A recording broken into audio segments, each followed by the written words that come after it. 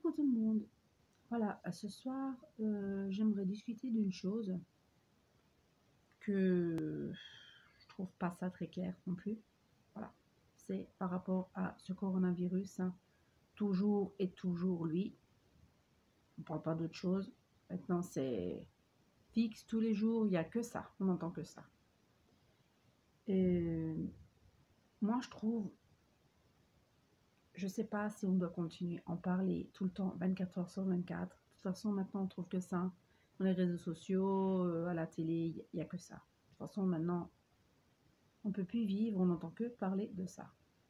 Je sais pas cette quarantaine, comment va se passer. Je sais pas ces 15 jours, comment ils vont se dérouler. Mais là, ça craint un peu, quoi. Je sais qu'il y a des gens qui meurent. Je sais qu'il y a des gens qui sont malades. Comme il y a aussi d'autres personnes qui sont encore en bonne santé. Mais moi, je parle en fait pour les personnes qui sont en bonne santé, hein, remercions le bon Dieu. Il y a quand même des gens qui sont en bonne santé quand même, qui arrivent à gérer. Je parle pour ces gens-là qui sont quand même terrorisés, quoi, de la situation. Je veux dire, je sais pas si c'est à force de regarder les réseaux sociaux, si c'est à force de regarder la télé,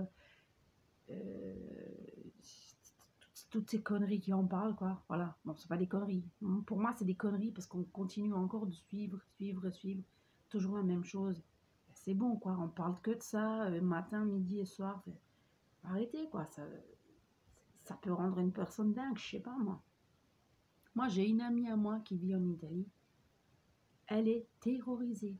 Elle est morte de peur. Elle ne sait pas ce qui va lui arriver à elle, à sa famille. Elle est, elle est en train de devenir dingue, de perdre la tête, quoi. Parce que, voilà, sa vie n'est plus comme avant, elle a peur, elle ne sait pas comment affronter ça, elle ne sait pas combien de temps ça va durer. Elle a la trouille, elle a vraiment peur.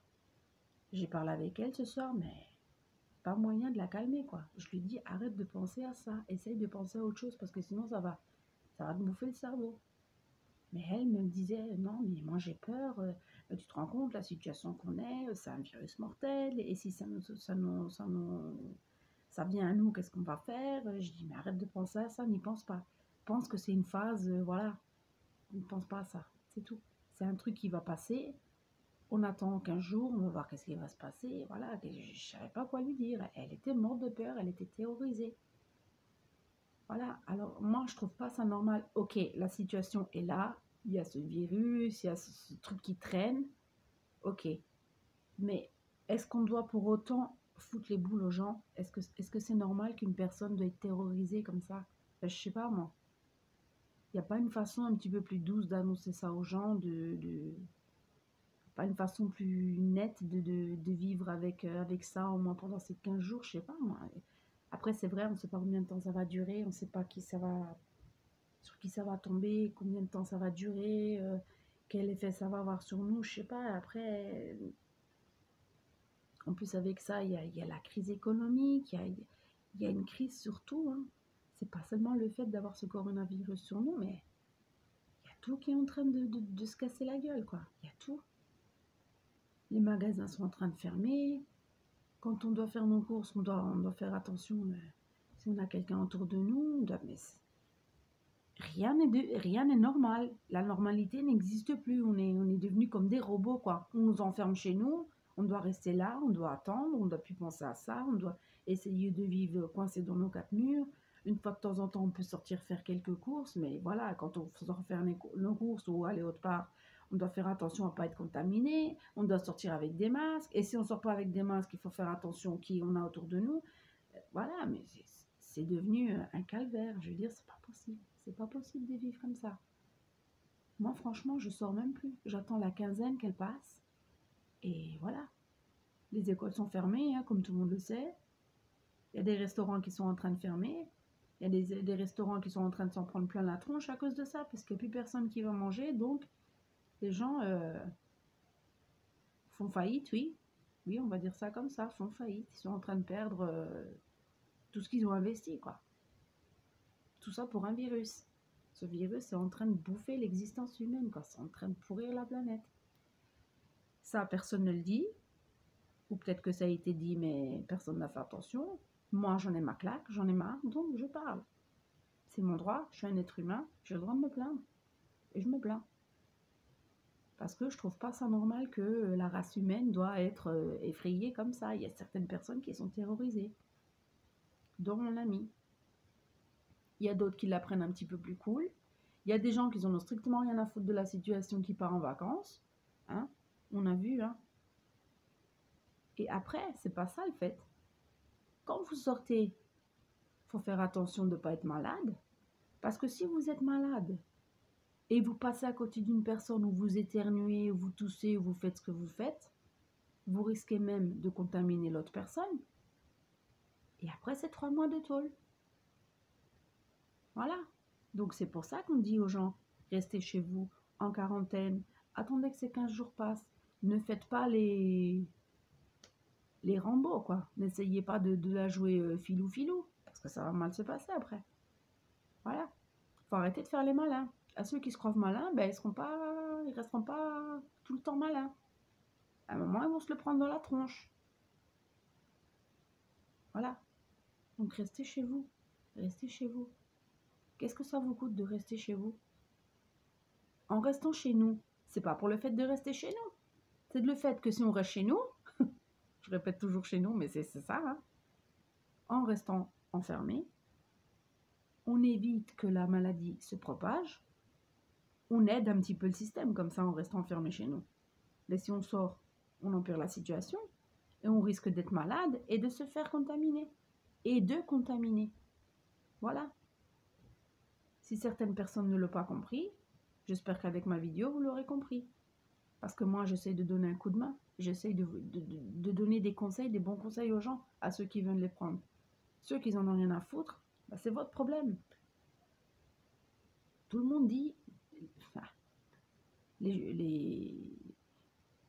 Macron, là, il a dit lui-même, restez chez vous, attendez que la quinzaine passe, et après on verra ce qui se passe. En espérant que tout va bien, tout se remet en ordre. Franchement, je vous le dis, moi, le fait déjà de rester chez moi, de ne plus pouvoir faire mes courses comme je veux moi, de ne plus sortir mes enfants, parce que mes enfants n'en peuvent plus, hein, ils en ont marre de rester enfermés. Et je pense que c'est tout le monde comme ça, pareil. Mais vous savez, c'est souvent quand on a la normalité devant nos yeux, on n'est jamais content. Ça, je l'ai remarqué, on n'est jamais content. On cherche toujours à s'envenimer la vie, on cherche toujours des complications là, il n'y en a pas. On veut toujours jouer à faire les gens dramatiques, ça j'ai remarqué la majeure part du temps, tout le monde fait ça. Et après, quand on a une maladie, un virus qui se pointe, là, on se rend compte vraiment que la vie est précieuse, qu'il faut vivre la vie tous les jours, comme si c'était le dernier jour, et qu'il faut profiter de ce qu'on a, et qu'il faut arrêter de demander, de vouloir toujours plus. Parce que maintenant, moi aussi, je suis pareil, hein. J'ai toujours voulu des choses que je n'ai pas eues, que je n'ai pas encore eues, et j'ai toujours voulu demander plus de ce que déjà j'avais.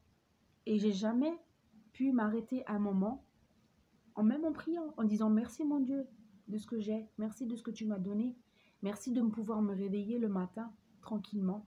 Je suis encore vivante, je suis là. Voilà. Ça, c'est des choses qu'on ne se rend pas compte. On se rend seulement compte de ce qu'on a perdu, de la normalité des choses. On s'en rend compte seulement quand il y a une maladie, quand il y a une catastrophe, quand il y a un truc plus gros que nous qui vient vers nous. C'est ça. La normalité, on ne s'en rend pas compte. C'est seulement quand on a perdu la normalité de nos faits, de nos gestes, que là, vraiment, on a peur. On se dit, merde, j'aurais peut-être dû apprécier les moments tout simples.